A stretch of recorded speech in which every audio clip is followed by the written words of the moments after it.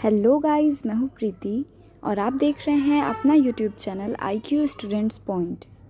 And आज हमारी history की थर्ड क्लासेस है जो 6 सेमेस्टर के स्टूडेंट्स हैं। Issue in 20th century world history 2 का फर्स्ट यूनिट हम लोग डिस्कस कर रहे थे और मैंने आपको बोला था कि मैं मंडे को जो है आपको जो फर्स्ट यूनिट के कुछ टॉपिक्स रहते हैं वो कवर करवा दूंगी, लेकिन कुछ प्रॉब्लम की वजह से मैं मंडे आपको क्लास प्रोवाइड नहीं करवा पाई। तो आज की क्लास में जो है मैं आपको ये जो टॉपिक्स हैं इनको कवर करवा दूंगी।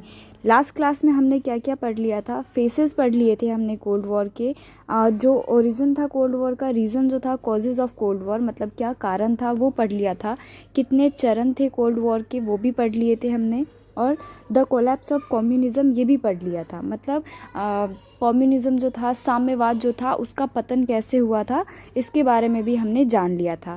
अब आज की क्लास में सबसे पहले तो हमारे यूनिट 1 का ये जो 2 टॉपिक रह गया है सबसे इम्पॉर्टेंट, इसको डिस्कस करेंगे। सबसे पहले हम पढ़ेंगे वियतनाम वॉर के बारे में कि वियतनाम वॉर जो था वो क्या था, क्यों हुआ था, फिर कैसे इसका समापन कैसे हुआ था। उसके बाद जो कोरियन वॉर है उसके बारे में भी जानेंगे हम, ठीक है। और लास्ट में कंक्लूज़न पढ़ेंगे कि इसके बाद कंक्लूज़न क्या निकला था अल्टीमेटली। तो सबसे पहले तो हम ये डिस्कस करेंगे और अगर टाइम बच जाता है आज की क्लास में फिर हम जाएंगे हमारे यूनिट 2 की तरफ। यूनिट 2 है हमारा डीकोलोनाइजेशन, मतलब जो उपनिवेशवाद होता है उससे रिलेटेड है। मतलब उपनिवेशवाद क्या था, कब स्टार्ट हुआ था, है ना, इंडोनेशिया वॉर क्या था, अल्जीरिया वॉर क्या था, इन सब के बारे में हमें इसमें पढ़ने को मिलेगा। उसके बाद आगे ही इसी में देखोगे आप चैप्टर 5 में है आपका पोस्ट कॉलोनाइजेशन और नियो कॉलोनाइजेशन, मतलब उत्तर उपनिवेशीकरण और नव उपनिवेशीकरण। तो इन सब के बारे में आपको यहाँ पे पढ़ने को मिलेगा,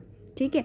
तो फ़िलहाल जो है हम हमारे रिमेन टॉपिक पे चलते हैं जो रह गया था लास्ट क्लास में, जो है हमारा वियतनाम वॉर और कोरियन वॉर। तो इससे रिलेटेड क्या क्या फैक्ट्स हैं इसके बारे में जान लेते हैं। तो देखिए, ये जो वियतनाम वॉर हुआ था बेसिकली ये 1954 से लेके 1975 के बीच में हुआ था और ये बहुत लंबे टाइम तक चला था। इस वॉर में बहुत ही ज़्यादा हिंसा का प्रयोग किया गया था, जैसे कि आप लोग यहाँ पढ़ भी पा रहे होंगे। बहुत ये एक वॉयलेंट कॉन्फ्लिक्ट था, है ना। हुआ किसकी वजह से था, तो इस कॉन्फ्लिक्ट में जो है दोनों सुपर पावर वो बहुत ही ज़्यादा इन्वॉल्व थे, उन्होंने बहुत ज़्यादा इन्वॉल्वमेंट दिखाई, जिसकी वजह से जो है ये वॉर इतने लंबे टाइम तक चलता रह गया एशिया में, राइट। अब दूसरी बात, ये हुआ किसके बीच में था, तो जैसे कि आप सब जानते हो नॉर्थ वियतनाम में किसकी गवर्नमेंट थी, तो कम्युनिस्ट गवर्नमेंट थी नॉर्थ वियतनाम में। और साउथ वियतनाम में क्या था, साउथ वियतनाम में बेसिकली शैकी गवर्नमेंट थी ऑफ प्रीमियर डायम की, है ना। शैकी गवर्नमेंट का मतलब क्या होता है ये आप लोग लिख लीजिएगा, हो सकता है आप लोग को पता ना हो। शैकी गवर्नमेंट का मतलब है अस्थिर सरकार, ठीक है। तो इसको नोट डाउन कर लेंगे आप। तो बेसिकली साउथ वियतनाम और नॉर्थ वियतनाम के बीच में जो है ये जो वॉर हुआ था ये हुआ था। क्लियर है आप लोगों को। ड्यूरेशन क्या था मैंने आप लोगों को बता दिया, नोट डाउन कर लीजिएगा। 1954 से लेके 1975 का पीरियड था और इस वॉर को बेसिकली वियत कॉन्ग के नाम से भी जाना गया था, तो इसको भी लिख लेंगे आप लोग। क्लियर है आप लोगों को। और देखिए बेसिकली ये जो वॉर हुआ था हमारा वियतनामी वॉर जो था ये हुआ क्यों था, तो आप लोगों को मैंने बताया था जब लास्ट क्लास हम डिस्कस कर रहे थे कि एक बार क्या हुआ था 1954 में ना, नॉर्थ वियतनाम जो है उसने एक लड़ाई लड़ी थी, एक युद्ध लड़ा था फ्रेंच के साथ, ठीक है। उसमें उन्होंने क्या किया था, जो फ्रांसीसी एडमिनिस्ट्रेशन थे, फ्रांसीसी औपनिवेशिक शासन जो था वहाँ का, उनको उन्होंने हरा दिया था। और उसके बाद उन्होंने कोशिश क्या की थी, उनका क्या डिमांड क्या था कि जो पूरी कंट्री है, एंटायर कंट्री को वो सिंगल कम्युनिस्ट गवर्नमेंट के अंडर ले आए, ठीक है। मतलब कि कम्युनिस्ट शासन के तहत लाना चाहते थे वो पूरी कंट्री को, ठीक है। तो इसी चीज़ को देखते हुए ये जो वॉर हुआ था 1954 से लेके 1975 तक वियतनामी वॉर, ये उन्हीं सब चीज़ों को देखते हुए हुआ था, वो भी बाद में ऐसा ही चाह रहे थे। लेकिन अब इसमें एक प्रॉब्लम थी, साउथ वियतनाम में जो है ना यूएसए की कुछ मिलिट्री सपोर्ट ऑलरेडी वहाँ पे अवेलेबल थे वर्ल्ड वॉर 2 के टाइम से ही, जब फ्रांस के अगेंस्ट ये लोग लड़ाई लड़ रहे थे। फिर इन्होंने यूएस ने क्या देखा कि ऑलरेडी काफ़ी अच्छी अपॉर्चुनिटी है, साउथ वियतनाम और नॉर्थ वियतनाम में ऑलरेडी लड़ाई हो रही है, काफ़ी अच्छी अपॉर्चुनिटी है कम्युनिस्ट गवर्नमेंट को नीचा दिखाने की, कम्युनिस्ट गवर्नमेंट का जो इन्फ्लुएंस है उसको कम करने की। तो ऐसे करते करते 1969 तक क्या हुआ ना, 5 लाख यूएस मिलिट्री जो है वो वहाँ पे तैनात हो गए। अब ऐसे में जो नॉर्थ वियतनाम था उसने भी क्या किया, चाइना के साथ मिलके उन्होंने भी धीरे धीरे जो है सपोर्ट प्रोवाइड करना स्टार्ट किया नॉर्थ वियतनाम को। पॉलिटिकली सपोर्ट भी प्रोवाइड किया उन्होंने। उसके बाद जो है मिलिट्री सपोर्ट भी प्रोवाइड किया, फाइनेंशियल सपोर्ट भी प्रोवाइड किया, और ऐसे करते करते उन्होंने भी इस वॉर को लड़ने के लिए जो जो सपोर्ट्स हो सकते थे वो उन्होंने नॉर्थ वियतनाम को प्रोवाइड किया, ताकि ये जो नॉर्थ वियतनाम है और साउथ वियतनाम है ये दोनों आपस में प्रॉपर लड़ाई कर पाए। और क्योंकि कम्युनिस्ट गवर्नमेंट जो थी, यूएसएसआर जो था, वो कोशिश कर रहा था कि नॉर्थ वियतनाम और साउथ वियतनाम को पूरा एक साथ कब्जाया जा सके, तो इस वजह से उसने भी पूरी सपोर्ट यहाँ पे दी और पूरी कोशिश की कि जो नॉर्थ वियतनाम है वो जीत जाए। तो उसके बाद देखिए, जब फ्रांस जो था वो हार गया था वियतनाम से, तो उसके बाद वियतनाम जो है वो अलग अलग भागों में जो है विभाजित हो गया, मतलब अलग अलग पार्टों में डिवाइड हो गया, है ना। अब बेसिकली वियतनाम वॉर जो था वो किसके अगेंस्ट था, तो जैसे कि मैंने आपको बताया, ये जापान और फ्रांस के औपनिवेशिक शासन जो थे उसके अगेंस्ट लड़ा जा रहा था। और इन्फ्लुएंस किससे हुआ था, ये किससे इंस्पायर्ड था, तो ये बेसिकली चाइना और जो सोवियत कम्युनिस्ट गवर्नमेंट थी उससे इंस्पायर्ड था ये, और इसीलिए ये इसने लड़ाई भी स्टार्ट की थी, जैसे कि मैंने अभी आपको लास्ट टॉपिक में बताया था, राइट।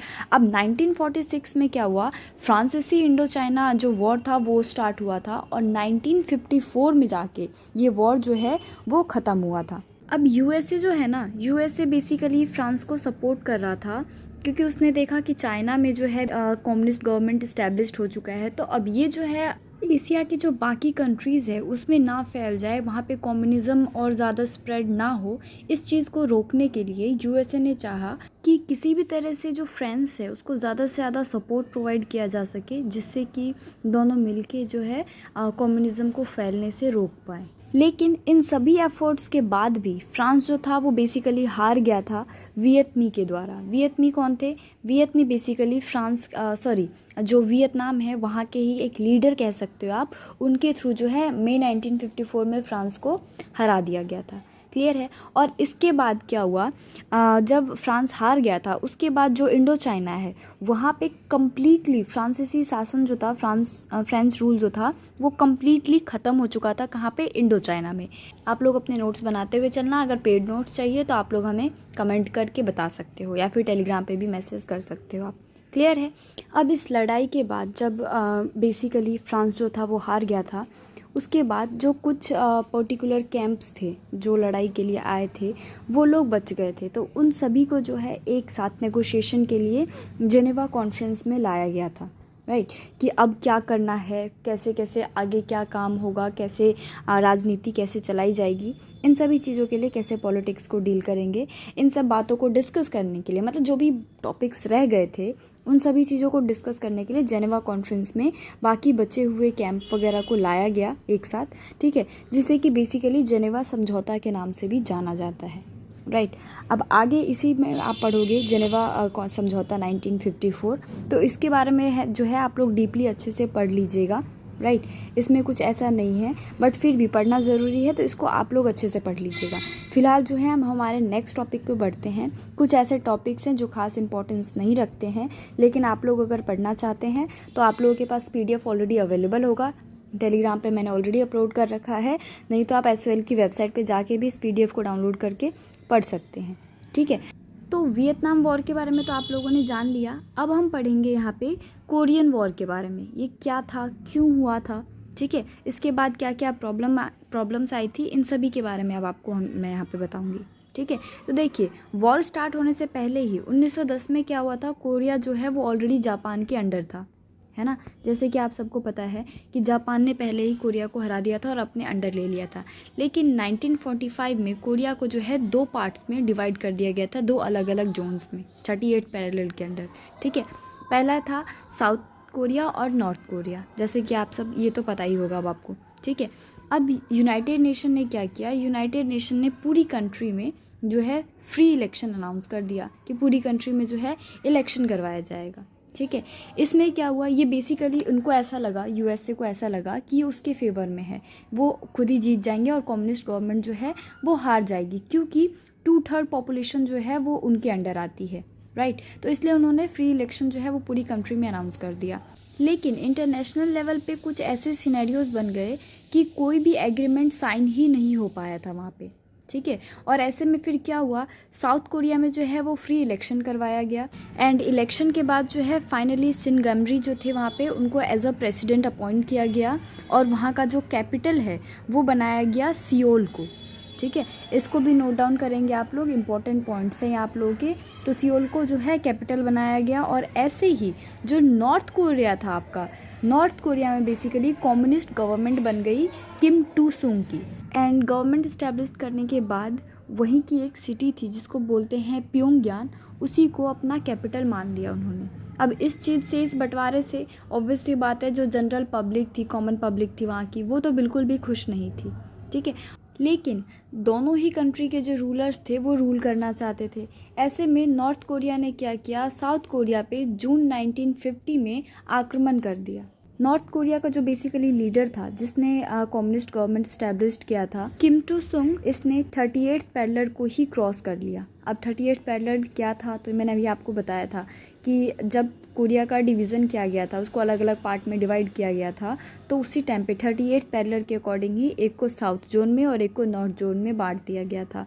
तो इसने क्या किया, किम टू सुंग ने साउथ कोरिया पे अटैक कर दिया 1950 में। अब जो स्कॉलर्स हैं वो मानते हैं कि इस अटैक करने के पीछे इन तीनों में से कोई भी रीज़न हो सकता है, ठीक है। फर्स्ट रीज़न जो यहाँ पे है वो उसमें स्कॉलर्स बताते हैं कि किम टू सुंग का ये खुद का मानना था कि अमेरिका के सेक्रेटरी ने एक स्टेटमेंट दी थी जिसमें उन्होंने अमेरिका के स्ट्रेंथ को बढ़ाने की बात की गई थी, लेकिन इसमें कहीं भी कोरिया का जिक्र नहीं किया गया था। लेकिन फिर भी हो सकता है किम टू सुंग को लगा हो कि इसमें कोरिया को भी इन्वॉल्व किया जा रहा है, इस वजह से पहली बात तो ये हो सकती है, इस वजह से उन्होंने वॉर स्टार्ट कर दी। सेकेंड रीज़न में स्कॉलर्स बताते हैं कि हो सकता है चाइनीज़ गवर्नमेंट के थ्रू इनकरेज किया गया हो किम टू सुंग को।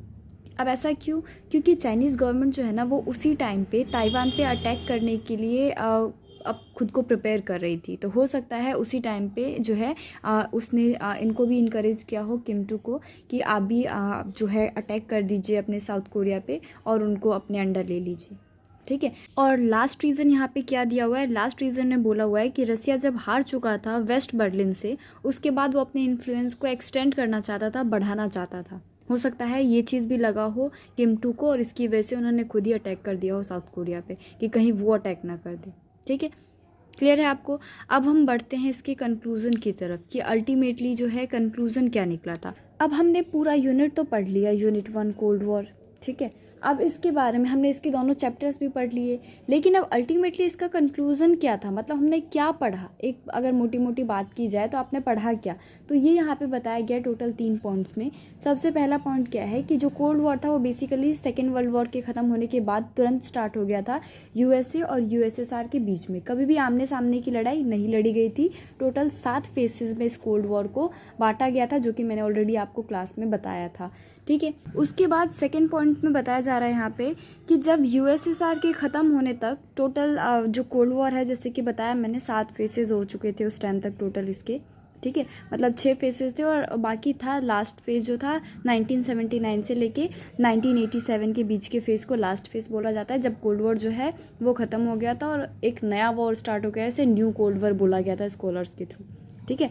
तो मैंने आपको ऑलरेडी बताया था क्या रीजंस था एक्सेट्रा एक्सेट्रा। तो पहले आप लोग वो लोग क्लास देखो अच्छे से, कुछ समझ में ना आए तो नीचे मेरे से कमेंट बॉक्स में पूछ लीजिएगा आप लोग, ठीक है। और इसमें यही बताया गया है कि कभी आमने सामने की लड़ाई तो नहीं की गई थी, लेकिन इकोनॉमिकली हर तरह से कोशिश की गई थी कि सामने वाली कंपनी को लॉस हो, किसी भी तरह से मतलब हर तरह की स्ट्रेटेजी बनाई गई ताकि सामने वाली जो कंट्री है, सामने वाला जो सुपर पावर है, उसको लॉस करवाया जा सके, उसको नीचा दिखाया जा सके, उसके एरिया को कम किया जा सके। इन सब चीज़ों की पूरी कोशिश की गई थी, ठीक है। और जो लास्ट पॉइंट है आपका, लास्ट पॉइंट में यही बताया गया है कि जो कोल्ड वॉर था ये बेसिकली पूरा का पूरा कोल्ड वॉर किस चीज़ पे निर्भर कर रहा था, तो वियतनाम वॉर जो 1961 से 1975 के बीच में हुआ था, और दूसरा कोरियन वॉर जो कि 1950 से लेके 1953 के बीच में लड़ा गया था, ठीक है। क्लियर है। अब ये हमारा ख़त्म हो गया आपका यूनिट 1।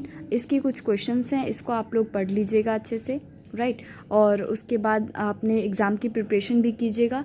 यूनिट 2 है हमारा, यूनिट 2 में हम पढ़ेंगे डीकोलोनाइजेशन एंड आफ्टर, जिसका मतलब है उपनिवेशीकरण और उसके बाद, ठीक है। लेकिन इससे पहले क्योंकि हमने यूनिट 1 कंप्लीट कर लिया है, तो अब आपसे मैं एक छोटा सा क्वेश्चन पूछूंगी, उसका आप लोग मुझे आंसर देंगे कि वार्सो पैक्ट जो है वो बेसिकली कब साइन किया गया था, 1954 में, 1955 में, या फिर 1953 में, या ऑप्शन डी 1957 में। आप सभी को इसका आंसर जो है वो नीचे कमेंट बॉक्स में मुझे बताना है, क्योंकि मैंने ऑलरेडी आपको लास्ट क्लास में इसके बारे में बताया था, वार्सो पैक्ट है क्या, कब साइन किया गया था, एक्सेट्रा एक्सेट्रा। तो आपको इसका आंसर याद से नीचे कमेंट बॉक्स में देना ही देना है। तो अब आ जाते हैं हमारे नेक्स्ट क्लास की तरफ, जो नेक्स्ट क्लास में हम डिस्कस करेंगे डीकोलोनाइजेशन मतलब उपनिवेशीकरण। ठीक है, ये होता क्या है, कब से स्टार्ट हुआ था, इन सब चीज़ों के बारे में जानोगे आप। कॉन्सेप्ट जो है ये क्या क्या कॉन्सेप्ट्स हैं इसके, उसके बाद अल्जीरिया का जो वॉर हुआ था वो क्या था, इंडोनेशिया वॉर क्या था, पोस्ट कॉलोनाइजेशन क्या था, इन सभी के बारे में मैं आपको बताऊंगी हमारे नेक्स्ट क्लास में। ठीक है, नेक्स्ट क्लास जो है वो जल्दी ही हमारा होगा। छोटा सा यूनिट है ये, कोई बहुत बड़ा यूनिट नहीं है, तो जल्दी ही 1 से 2 क्लास में ही ये यूनिट जो है वो कवर हो जाएगा, तो कोई प्रॉब्लम वाली बात नहीं है, राइट। सो फिलहाल इस वीडियो में बस इतना ही। आई होप आपको अच्छे से सब कुछ समझ में आ गया होगा, बट स्टिल कोई भी डाउट हो, कुछ भी पूछना हो, कोई भी क्वेरी हो, आप लोग नीचे कमेंट बॉक्स में या फिर टेलीग्राम पे मेरे से पूछ सकते हैं। सो फिलहाल इस वीडियो में बस इतना ही। Thanks for the watching this and best of luck all guys.